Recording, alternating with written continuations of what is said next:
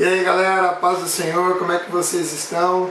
Tudo bem com vocês? Espero que vocês estejam desfrutando da leitura da Bíblia. Eu queria compartilhar com vocês um pouco mais, vamos ver se nós conseguimos terminar o livro de 2 Reis, beleza? Lembrando que isso aqui é só uma devocional e o desejo aqui é de compartilhar essas riquezas maravilhosas que saltam aos nossos olhos quando a gente vê a palavra de Deus, né? Vamos lá no capítulo 20, a gente vê a doença do rei Ezequias, né? E ali o profeta, a palavra diz que por esse tempo Ezequias ficou doente e estava para morrer, e o profeta Isaías foi visitá-lo.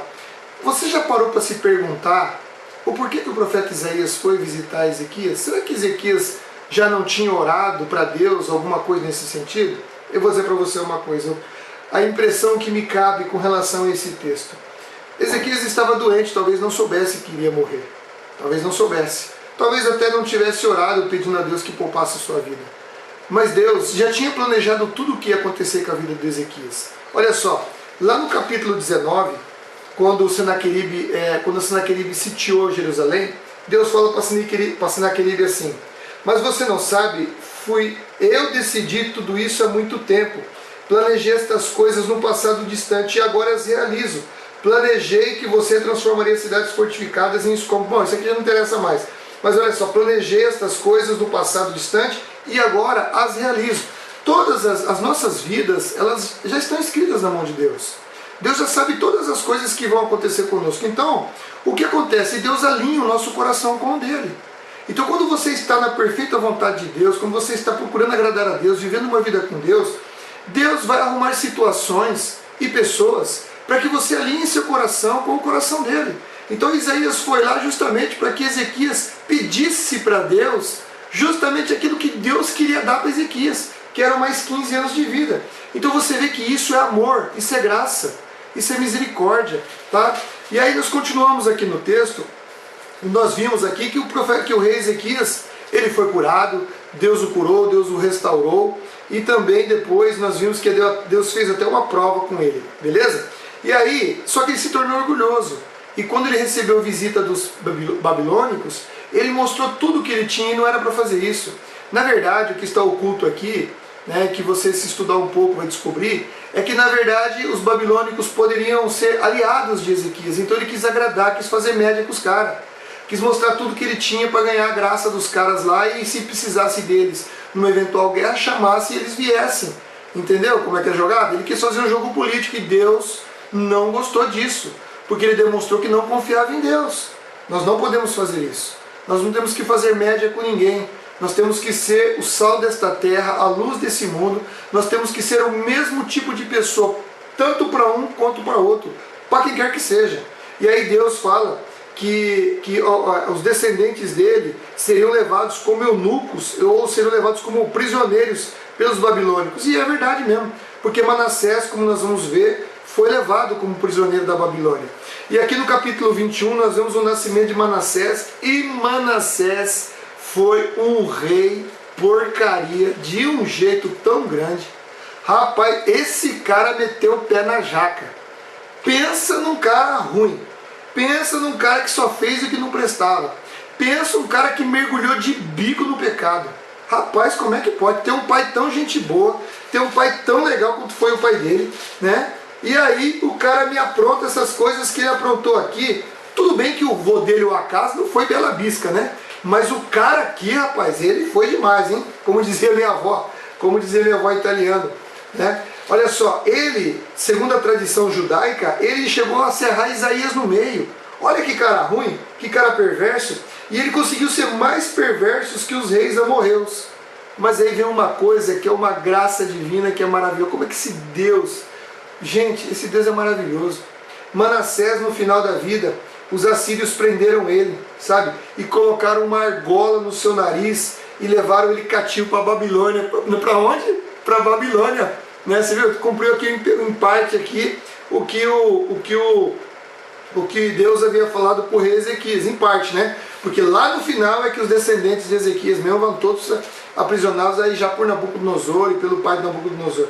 Mas aqui, vamos interessar aqui agora. E ele foi levado lá, está lá em 2 Crônicas 33, aliás, 2 Crônica 33, do verso 10 ao verso 20. Eu quero ler só uma parte aqui que eu deixei separado para vocês aqui. Olha só, ele diz assim, ó, que quando ele orou, Deus ouviu a sua súplica, atendeu o seu pedido e trouxe de volta para Jerusalém. Quando a pessoa se arrepende de verdade mesmo, essa oração Deus está interessado. A oração da pessoa que não tem arrependimento é abominação para Deus. Deus nem ouve esse tipo de oração. Isaías 59, 1 e 2 diz isso. Tá bom? Provérbios também diz isso. Agora, quando o cara se arrepende de verdade, o que acontece? Deus ouve a oração. E Manassés deu fruto de arrependimento, porque quando ele voltou, ele removeu do templo do Senhor os seus deuses, derrubou os altares das colunas, ele também incentivou o povo a adorar somente a Deus, tirou os ídolos caseiros. Olha, ele fez uma mini reforma espiritual. Fruto do quê? Fruto de um coração contrito e de um espírito quebrantado que se arrependeu de Deus, né? Então, graças a Deus, nós temos um Deus que é misericordioso. Então, olha, não perca esperança que aquela pessoa que você sabe que é dura de coração, ou se você está vivendo uma vida que não agrada a Deus e você sabe disso, ó, Deus está como pai, lá na parábola do filho pródigo, ele está como pai, de braços abertos, aguardando o arrependimento de seus filhos para que voltem para ele, amém? Então, é a melhor coisa que tem. Olha aqui, Ezequias nos ensina a andar no centro da vontade de Deus. Quando você anda no centro da vontade de Deus, Deus coloca os desejos no seu coração para que você peça o que Ele quer. Quando você anda fora da vontade de Deus, você tem que, como diz o ditado aí, você tem que mijar na ervinha, tá bom? Você tem que ir lá e você tem que se arrepender de coração, de verdade, e esse arrependimento tem que ter fruto, tá bom? Não adianta falar que se arrependeu porque você não engana Deus, não. O arrependimento verdadeiro, ele traz fruto na alma do sujeito, há uma transformação, uma mudança de mente, uma mudança de conduta. E Manassés, ele fez isso, tá bom? Aí nasce aqui Josias, ele fez uma baita de uma reforma espiritual, porque o pai dele, que foi o Manassés, só fez caca, só fez o que não dava certo. E aí quando ele vem, ele começa a fazer uma reforma e aí descobre o livro da lei. E quando o rei, lá no verso 11, quando o rei ouviu o que estava escrito na lei, rasgou a sua... Isso sim que é examinar seu homem a si mesmo. É você à luz da Bíblia. Você vê o que está errado na sua vida. Aí você rasga as suas vestes. Mas não precisa rasgar as vestes não, tá que tá caro. E nessa pandemia aí, agora com essa economia retraída, vai ser pior ainda. Sabe o que você faz? Rasga o seu coração na presença de Deus.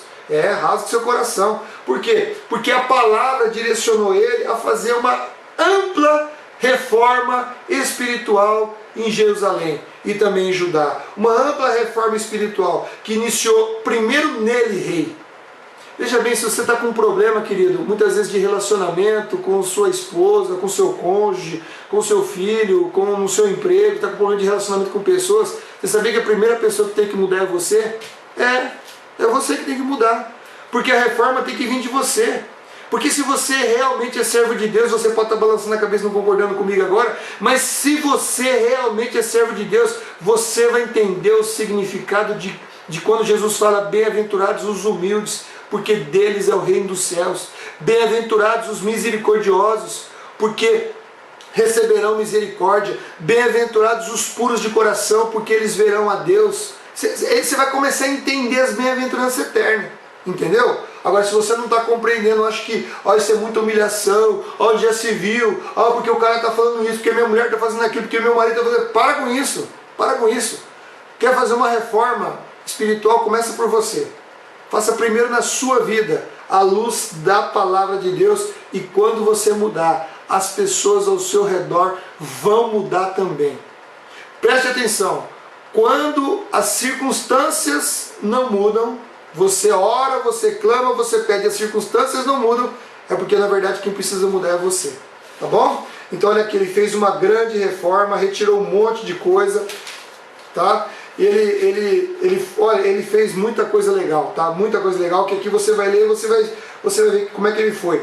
E aqui, nós vimos aqui que tem um registro maravilhoso que diz assim no verso 25: nunca antes houve um rei como Josias, que se voltasse para o Senhor de todo o coração, de toda a alma, de todas as forças, e obedecesse a lei de Moisés. Olha só, pudera nós ouvíssemos isso a nosso respeito, amém? Isso é que nós devemos buscar.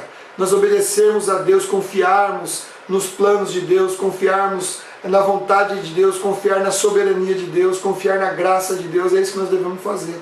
Porque quando você faz isso, a vitória já te alcança, ela está grudada em você, porque é Cristo. Cristo é a vitória. Quem tem Jesus tem tudo, querido. Quem não tem Jesus não tem nada, não vai ter nada. E aqui nós vimos que ele saiu para lutar com o faraó e morreu. E eu fiquei me perguntando, mas por que ele foi morrer? Um homem tão bom, tão legal, será que Deus não protegeu? Tem uma explicação. Segundo Crônicas 35, 20 e 21, Deus falou por intermédio do faraó. Deus falou por intermédio do faraó, falou assim, ô meu filho, o negócio é o seguinte, não sa... Olha, eu estou saindo na guerra contra a Babilônia, se eu não me engano. Contra a Babilônia. Você não tem nada a ver com essa história, ô Josias. Vaza para cá, porque quem me mandou guerrear foi Deus. E rápido. E se você entrar para guerrear comigo, Deus vai destruir você. Deus falou através do faraó. Aí você pode falar assim, mas, ô pastor, Deus fala através de ímpio. E meu irmão, Deus falou através de uma mula. Deus falou com o profeta através de uma mula. Você acha que Deus usa quem Ele quer, meu querido? Deus usa até Satanás se Ele quiser para falar com você. Olha só, Deus, lá em Jeremias, acho que é Jeremias, deixa eu ver se eu anotei aqui. Acho que é Jeremias 27,6. Jeremias 27,6, Deus chama Nabucodonosor de meu servo. Lá em Isaías 44, 28, ele diz que Ciro é o meu pastor e fará tudo o que eu quiser. Deus está falando de dois reis ímpios. Você acha que Deus não usou o faraó? Deus usa quem Ele quiser. Deus vai usar criança para falar com você, vai usar o louvor, vai usar a mensagem do pastor, vai usar essa devocional e vai usar outra pessoa, usar até uma pessoa que você nem imagina, mas Ele pode usar, porque Deus é Deus e toda a soberania pertence a Ele, toda a autoridade pertence a Ele, amém? Então aqui, ó, uma coisa linda é a forma como Jeremias, lá no capítulo 22, 15, 16, como Deus se refere a Josias, sabe, homem de Deus, maravilhoso. E aqui, meus queridos, do 24 e o 25 aqui é só tristeza. É a queda de Judá, e aqui vai estar tudinho explicado como que aconteceu a queda de Judá, como que os babilônicos entraram. Foram, na verdade, 3 invasões. A primeira foi em 605, aí foi nessa época que levou Daniel e os 3 amigos dele, Ananias, Azarias e Misael como escravos. Foi nessa época, na primeira invasão em 605. Depois foi na segunda invasão em 597, foi nessa época aqui que incluiu o profeta Ezequiel. E depois a terceira invasão foi em 586, dia 14 de agosto, quando destruiu tudo. Aí acabou com tudo.